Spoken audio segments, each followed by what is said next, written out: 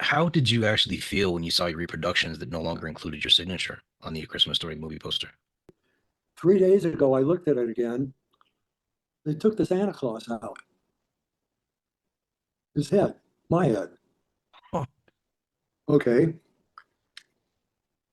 When she showed me that, I remember my exact words were, "That's not right." Hmm. And two of my granddaughters said, "What do you mean?" I said, "They're not allowed to do that."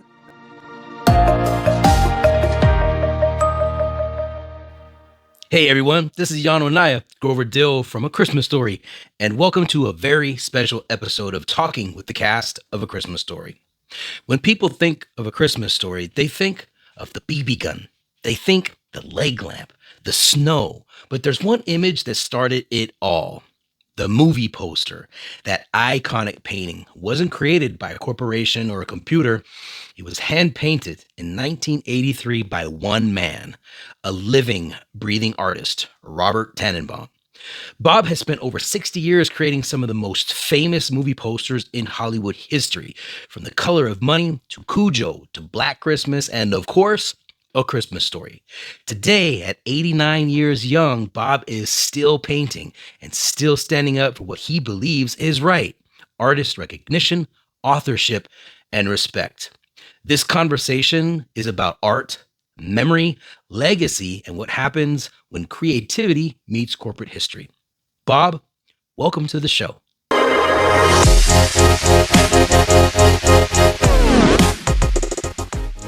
Well, this is an honor, Bob. I am grateful to have the opportunity to have a conversation with you. This is a once in a lifetime opportunity for me. So, Bob, if you could tell our audience, where were you born? How young are you today? And all that fun stuff. Well, first, I just want to say one thing. I'm just a guy who paints. I'm nothing special. I mean, I'm lucky that I can do what I do. Um, I was born in Chillicothe, Missouri, very small town. My father was a pharmacist and he had a drugstore. And then at the beginning of a thing you may not be that familiar with, of World War II, Hmm. we moved back to St. Louis. And I was born July 31st, 1936, which is a little while ago, I'm realizing. So that makes me only 89 years old. And tell you one quick thing was, I don't know when it was, maybe I was in my 50s or 60s. I thought, God, it would be neat to live to be 85. And when my 85th birthday was coming up, I was scared that whole year if I'd get through it. When I finally got to 86, now I just say I want to live. I don't put a name, that number on it. That's Um, amazing.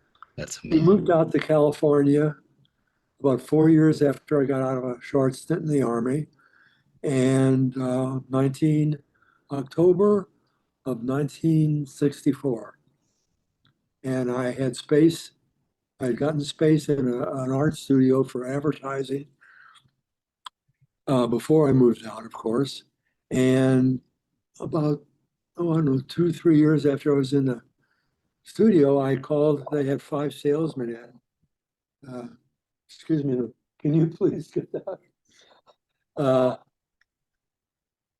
I called these five salesmen in and I said, "Who wants to call in the movie industry for me?" And they all looked at me and said, "No," and walked out. So for some reason, as a kid, when I started drawing, Mm. and I got a lot of accolades and stuff, which I liked, I thought all artists did portraits. So I started doing that. And for some reason, who knows, I had a knack to do that. I was drawing off the pictures of everybody in the family. This is going to be the longest answer you'll ever get in this whole thing. And I think I must have been about 10 or 11 years old. I went to a movie and there's this guy, he's walking on the beach, and this gal, gorgeous gal, is on horseback and trots by him. And he runs back to his studio and paints her portrait. Mm. I said, I could never do that. I got to see the person or a picture of him. Then I can do it, but I couldn't do what he did. It almost ruined my career. Bob, what do you remember most about being asked to paint the A Christmas Story poster in 1983? Okay, let me just say one other thing. I worked on well over 400 different movies. Wow. Um, for some things, I've got a good memory. I have no idea why, Hmm. but one of the reasons I was asked to do this by MGM was I had done an album cover for the Carpenters. Do you remember them? I do. Okay. And they wanted a Christmas album cover, and a salesman was in A&M Records, and they said, "We need a Rockwell done." This was back in 87, 88, when he was actually sick and he wasn't working anymore. And I had loved his work. I mean, the guy was incredible. So they said, "I'll give it to Tannenbaum." So I tried to do it. Wow. That's amazing. So I did that. And right here in the corner, I signed it like Rockwell. His type of lettering. And 3 months later, a guy calls me up and he says, "I need an annual report for a bank. I need 5 paintings like Rockwell." So in my studio, I had lights and everything so I could photograph my models. And I went after one idea that he did. A lot of on Saturday Post covers, it was very flatly lit with a little bit of a black line around the figures and not much shadow. It was just sort of flat. So that's what I did to do these Rockwell things. Now we step forward to 83. I had a little bit of a reputation for doing that kind of stuff. So they called me because they wanted it to look like a Norman Rockwell painting as much as I could. Mm. They Okay. told me the story. I went through, got some headshots. The only headshot that I could get on the mother was pathetic. Now, my problem is I'm lucky enough I can paint anybody I can see, but I got to be able to see them. And some photos don't look like people. Have you Yeah. seen that? It doesn't happen. They had nothing else they could give me on her. Mm. Uh, on Darren McGavin, they got a great photo, great expression, worked. So I hired models. I did a rough sketch and showed them what I was going to do. And I hired a couple of models and posed their bodies and then painted the heads on their bodies. I had some dogs in my file. I had a turkey in my file. Did not have a leg lamp, but I spent a lot of time trying to draw that leg as sexy as I could Mm. on the lamp. And I had a good picture of um, the kid. What's his name? You know, Peter in the, Billingsley? in, Ralphie? yeah, yeah. So I'm really bad on names. That's okay. Um, so I painted him. I had a black and white photo of him in the suit. Painted him. I got a good likeness on him. I had a BB gun and was short a model. So I took a picture of myself for coming down the chimney Yeah. upside. Did Yeah. have a mustache, didn't have a beard. And when I signed, and I was talking to Aaron, my attorney this morning. I remember when I was signing the name like a Rockwell signature, and I thought, I never see um, a copyright on any Rockwell's paintings. But I Mm. thought, "Oh, what the heck, I'll put it on." And I put the year on. All right. So Bob, why did you actually choose yourself as the model for Santa coming down the chimney? I was the only one there, and I was very, very cheap. I ended up in several movie posters, a lot of ads. When they were too cheap to give me enough for models, they got me, or they got my wife or my kids. I did a thing for the Jaws ride for Universal. Mm. It was me in there twice, my son in there twice, my wife in there twice, and my daughter in there once. And that was the whole crowd in the thing. So, Okay. okay, getting back to this again, I did the painting, took it to MGM. They looked at it, they liked it, no comments. The only paperwork was my bill to them, invoice, where it said I'm doing this for a movie poster. They wrote me a check, sent it to me. I cashed it. Well, when that happens, I'm finished. Yeah. I don't Yeah. know what's going on with the movie. I didn't even know how the movie did. Of course. It came out. Yeah. Again, we're going back to 83. Yeah. So, what made hand painted movie posters so special in the era before digital art started? Well, before digital art, truthfully, the thing is, we could do anything we wanted, Mm, what color we wanted, what shadows we wanted, everything. We just did. mm, And it was fun putting together a montage of something that the whole idea was the movie poster then was when they saw the ad or saw it in front of a show, they should say, hey, that could be an interesting movie. I'd like to see it. And I think my poster did sort of show it being a little bit of a wacky comedy, mm. which it was. Okay. How I didn't, long did it actually take for you to paint the A Christmas Story poster? What was the time you put into that? probably about a week. Yeah, Okay. Okay. What details in that poster did fans usually miss when they first look at it? that's a good question. Uh, well, the one detail that they missed, the director missed, the art director missed, the producer missed, and everybody at MGM missed was I was working from black and white photos. Did you notice that the kid was in a white bunny suit? One of the first things I noticed. Okay. Nobody else noticed that having to do anything with the movie. As I said, well, I'll put this in now. I saw the movie. My granddaughter called me. She wasn't even around then. She called me and said they're having a 35th anniversary viewing of Christmas Story. Would you like to see it? I said, sure. Hmm. So my wife and I and she went down to the Academy Theater and we're sitting there and my granddaughter runs around, finds somebody and tells them that I'm in the audience. So they called me up on the stage before the movie was shown, and I'm showing them a picture I've got of the original poster. Nobody says anything. Now I knew that Ralphie hated the bunny suit, but the second part of that seems to come out in the movie that the bunny suit was pink. Now I've had changes on every poster I did almost, change this color, do this, do that. Nobody said a word. And I'm looking at the movie. I said, my God, his suit's pink. I didn't know that. 35 years later. Okay. Maybe that's what you were getting at. Yeah, yeah. Yeah. So, another detail that I noticed after really looking at it was the dog, right? Because you drew a dog in there, and that dog is does not represent the Bumpus Hounds at all. So I'm No. sure they probably, told you there's a dog in the movie Well, the two when, dogs. I got one biting his leg and the other one was yes, the turkey. Yeah.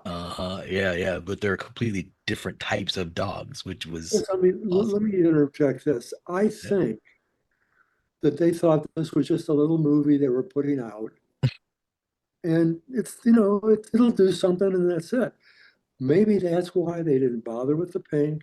Maybe that's why they didn't care about the dogs, and possibly because the mothers, I that's the only thing about the poster that I was unhappy with. Mm, But if I don't have something to look at, I'll add another little quick story. I did a painting of John Wayne for the train robbers, and they gave me a photograph of him looking to the right, another one where he sort of forgot what the expression was, and the art director says, "Now we need you to turn his face to the left a little, and put a smile on his face." I said, okay, let me ask you to do me a favor. Go into the little room there with the mirror. I said, look in the mirror and smile. I said, every muscle in your face is going to change. I have no idea what John Wayne's face is going to do. I had never painted him before this. And I said, You get me a picture of his face, I'll give you a great likeness with the expression you want. They did. But there's no way, maybe there is an artist in this world that can do that. Maybe he's the guy that painted the woman on the horseback. But you portraits are the type of art you have to be exact. You can do different styles of paintings, but the shapes and the values and basically the color, if you're doing, has to be right on.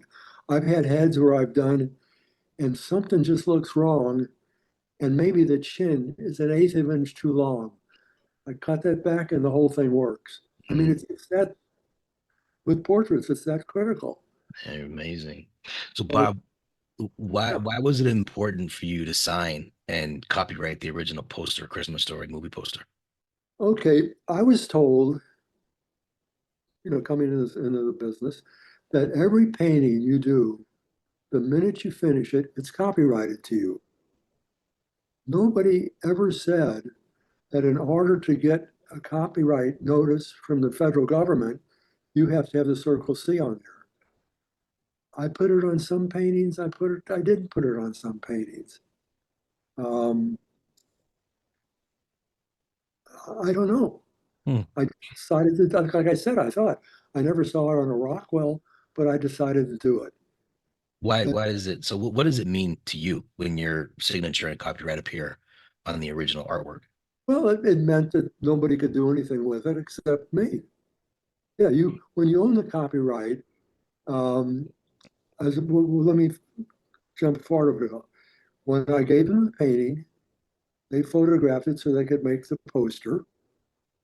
They gave me the painting back because they don't own the painting. They Hmm.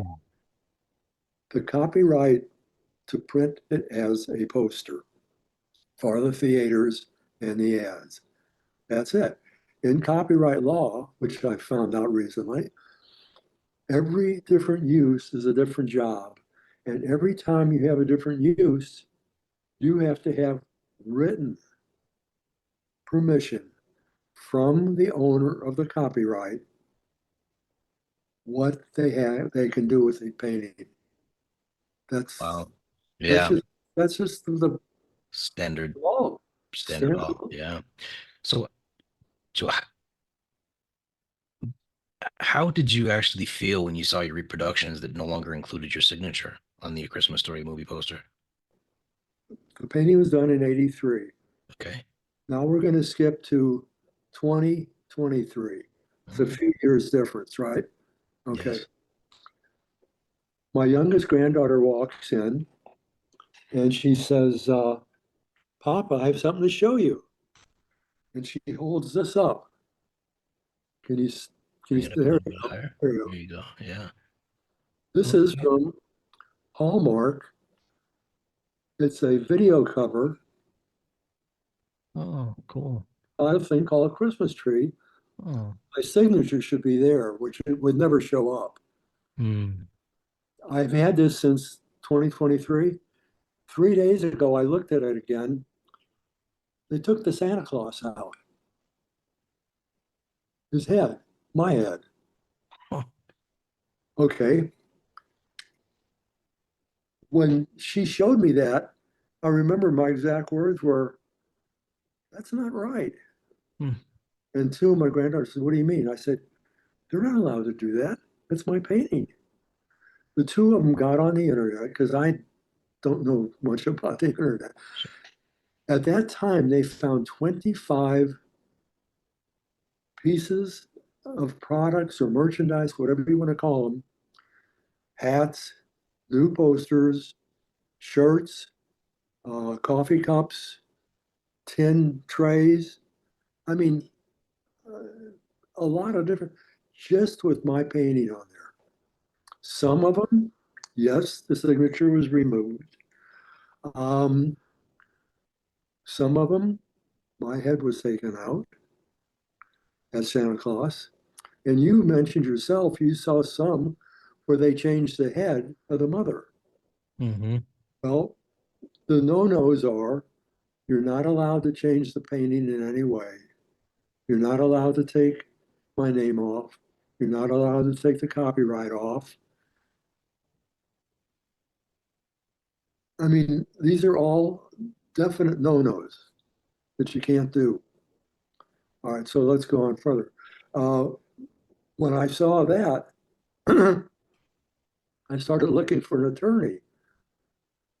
I didn't even know at that time that Turner Classic Movie had bought all the movies or most of the movies from MGM's library. Mm.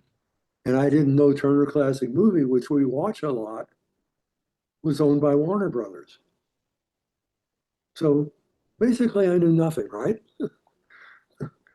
So some people say, why did you wait 40 years? When I finished the painting and I cashed the check, I was finished. I didn't, as I said, I didn't see the movie for 35 years later. So I wasn't a fan of the movie. I couldn't be. And I didn't know they had a fan club. So all this stuff just starts coming in that I had no idea was going on. Wow. Yeah, Now, that's I've done a lot of other things in general advertising, which I refer to anything other than the movie industry, where I've done things, put my copyright on it, and they've made reproductions. But they signed a contract, and I got paid for doing the painting. I got the painting back. I got paid for whatever they sold, a piece of whatever they sold. It's usually a small thing around 5% or something like that. mhm. So, but I guess 95% wasn't enough for Warner Brothers. They wanted 100%. So what does copyright law protect for artists like yourself? Well, it's supposed to protect us from anybody using my painting without, I'm going to underline this, written okay. Usually the written okay comes with monetary value. Just to say you can do it, why? I mean, that's the way people in advertising or whatever it is, they make money is by doing a painting, either selling the painting to the advertiser. I did a whole series for Levi's. They bought the painting and the reproduction rights. Okay. Um, I did 24 paintings of John Wayne for a company. Same thing. Mm. Do we have time for me to tell you about the Dodgers? Sure. All right, you've heard of the LA Dodgers, obviously. Yes. They had their 100th anniversary back in I think 899 or 898. And they called me and they said the fans voted for the all-star team of the Dodgers for the first 100 years. So I had to paint the 8 players, a right-handed, left-handed pitcher, and then a right-handed, left-handed reliever, and then the manager. So Mm. I did each figure about 9 inches high, and they're all spread out like they're in Dodger Stadium. It was all portraits of these guys in their uniforms, either from LA or Brooklyn.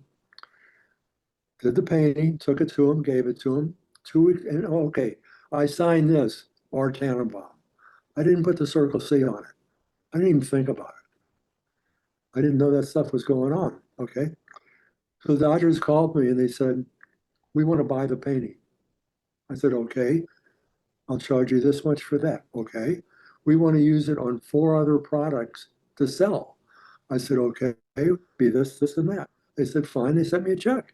I've never seen the painting again. Mm. I didn't want to. I didn't have to. They paid me. Okay. Everybody in advertising does that. Now, I'm not going to say the movie industry doesn't. So that's where I'm at. Okay. So Bob, why at 89 years young today, why is this moment truly important for you personally? Well, for a lot of reasons. I'll start with the minor ones, is they shouldn't do this to artists. Most artists don't know it. I mean, I didn't know any of this stuff was being done, any merchandising at all. They shouldn't do merchandising like that. And to be very honest with you, nobody would believe me if I didn't say this. I should have made money on every piece that they sold. Not a lot, a very small percentage. So little that I don't think they'd miss it, but that's what they did. Bob, this movie back in the day was, like you said, nobody really knew it was going to do anything, right? It was just Bob Clark and Gene Shepard dream come true, funded, by Turner, right? And Warner. And so, of course, now we're 43, almost coming on to the 44-year mark now, right? It's been a long time. And so, in personal experience of knowing how this movie has penetrated the fabric of the American people and has become a Christmas tradition, Yeah, knowing that, specifically when you finally saw the movie at the 35th anniversary, I mean, how does it make you feel knowing that your artwork is actually in millions of families' homes?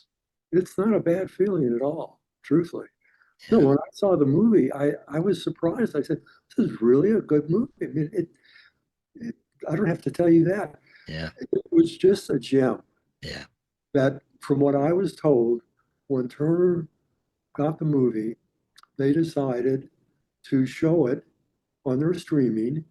And somebody said for a few years, and maybe still doing it, on Thanksgiving and Christmas, they run it 24 hours a day.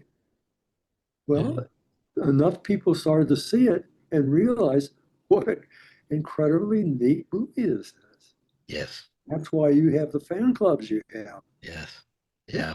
it's just a So, Bob, if you can give a piece of advice to younger artists, what would you want them to know learning from your experience?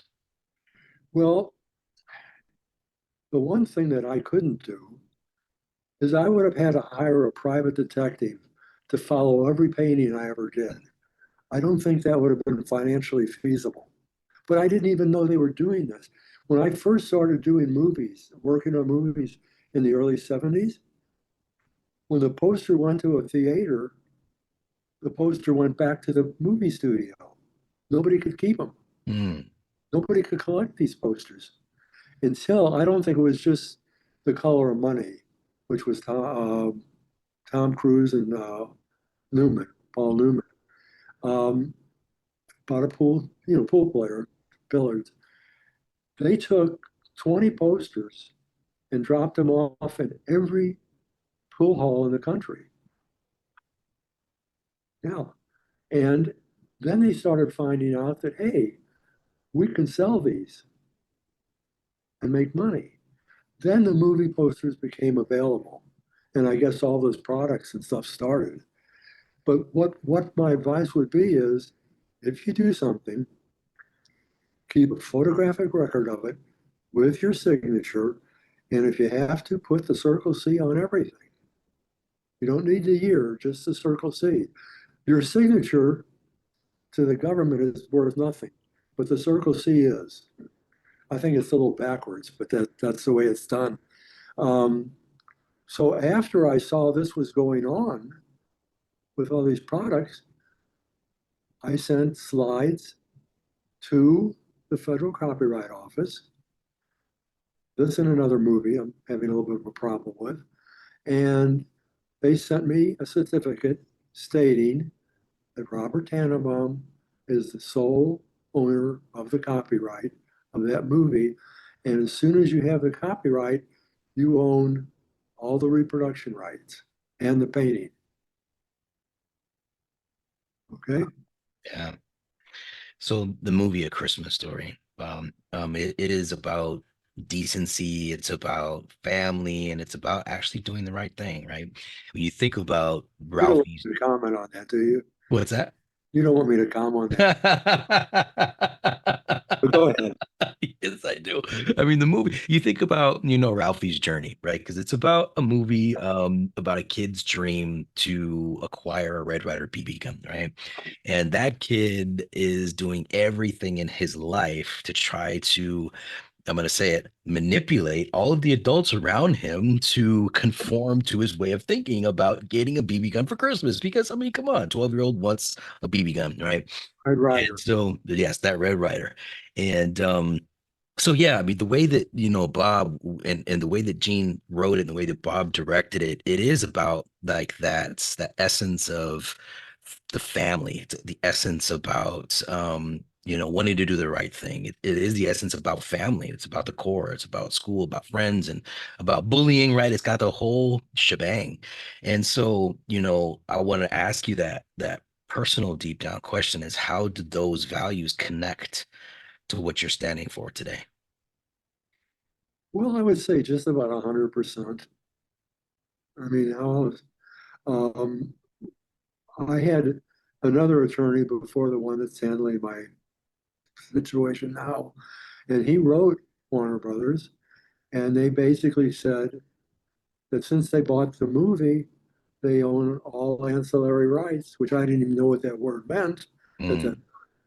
but they own all the rights to everything and they do what they want. But it's not the way it works. At least that's what I've been told.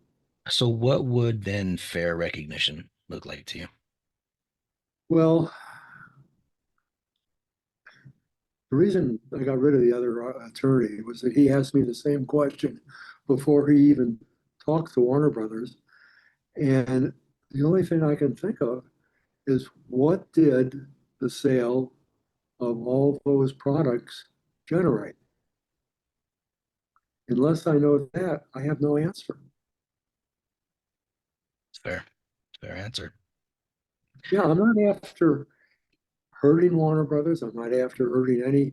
Look, probably 99.9% of the people at Warner Brothers are just like anybody else. They're hardworking. They got a Absolutely. job. They love it. They do it. Family. But there's a couple of people, I don't know who they are, that decided they were going to do what they wanted to do. And it's not right. And nobody, like I said, I had no idea until 23 that any merchandising was done on anything. Mm. I'm a movie, I'm a fan of movies. I love to go to the movies, but I'm not a movie fan. I mean, there's certain movies I like that I think are Sure. great, but I don't join fan clubs. I don't collect memorabilia. And because of that, I don't know what's going on out there. Yeah. You know, all that stuff goes on and it's big, but how would I know about it? Right. So Bob, if the fans who love this movie so much could take one message from you today, what would that look like? And what would you want them to know or to hear from you?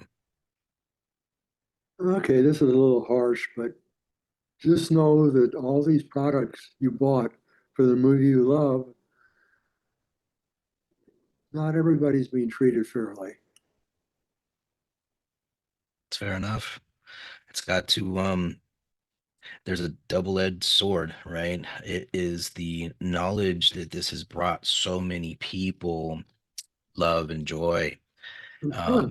And that's your work that brought that. And then on the other side, it's the just the, it's almost like it's just putting the dust underneath the rug and trying to make sure it doesn't show back up, right? Yeah. So, is there anything else that you would like to tell our audience before we wrap this It this legendary conversation? gives me a very proud feeling to know that what I did, people have looked at and thought was really good for that movie and they like it. I mean, what person that works doesn't want gratification for what they do and know that people got some enjoyment out of it?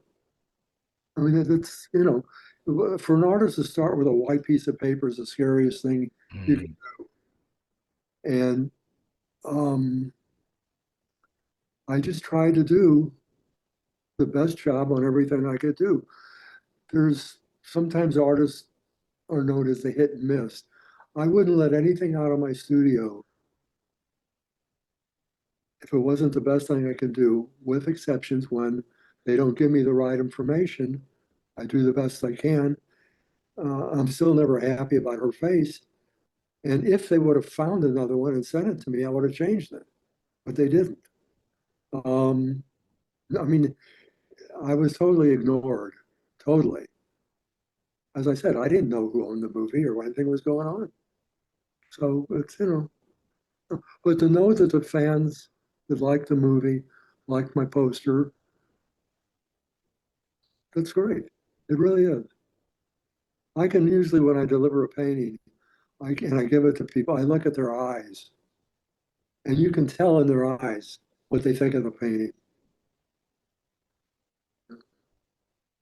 So it's I'm still working because I mean, what else am I going to do? But it's just it's fun. Yeah.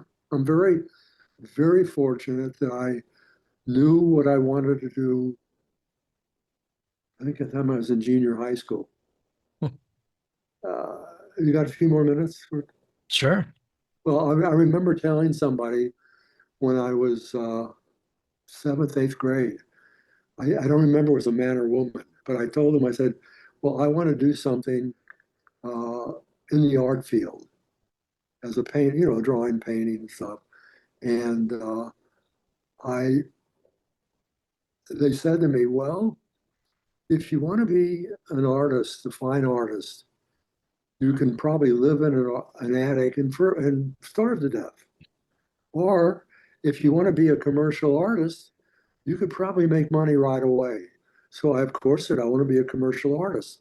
The only problem was, and I'm not joking, I had no idea what a commercial artist was at all. I mean, I didn't know what Rockwell was considered that. Hmm. By the time I got out of high school, I knew. But so, a lot of things like that happen. There's another thing I'll tell you that maybe people who paint might appreciate. There's always a saying that when you're having trouble with a painting, get up and walk away from it a couple hours and come back and work on it. And this was when I was still in school. Uh, one of the kids said this to one of the other students, and he says, well, get up and walk away from it and come back. And the instructor was going to almost fell off his chair. He was laughing so hard. He said, if you do that and you walk away from it and you come back in 2 hours, it's going to be as bad as it was when you left. He said, the only way that it can be fixed is to sit there and work on it. And that philosophy changed my life, really. And I did that, and it works. Awesome. Awesome. Well, thank you very much, Robert. It was a pleasure It's an honor listening and for me, hearing your story. Yeah. an honor for me that you would even consider having me on this. And I'm glad you brought out I'm not glad, I'm not surprised you brought out about the bullies Grover Dill. in the movie. Of course. There Of must be course. some hidden reason for that. Yes, there is. Just a little one, that's for sure. Bob, thank you so much for sharing your story, your art, and your heart with all of us. Whether you guys grew up watching A Christmas Story or you just discovered it, today's conversation reminds us that behind every beloved image is a real human being who created it. Art matters, and artists matter, and stories, the real ones, deserve to be told.